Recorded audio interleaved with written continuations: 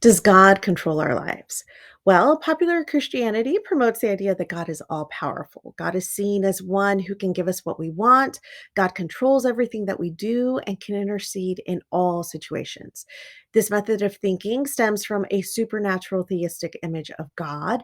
It's a traditional belief in God that has evolved over time in Christianity, and it suggests that there is a God that exists beyond our world or universe that is separate from our existence. So, some branches of this thinking believe that God is active in orchestrating events in our world, and others believe that God is no longer involved in the world and does not interfere. The issue is that if we view God as active in orchestrating events in this world, then God must be responsible for everything, good and bad. It means that God either causes or allows both good and evil to happen. Or worse, it means that God chooses to only interact in some events and not others.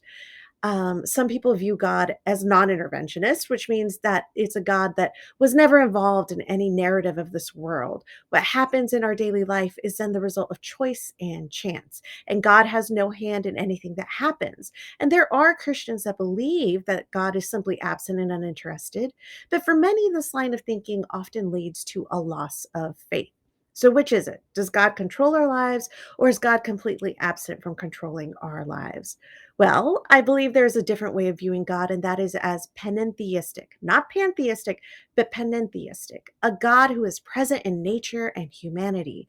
Panentheism describes God as being right here, as a part of every aspect of our lives. It means that everything is in God and that God is in everything. Some scholars believe that ancient Jews and early Christians understood and believed in God in this way, not as a supreme being that we can turn to when we need things or as a ruler that we owe something to, but as a being that we can have a personal relationship with.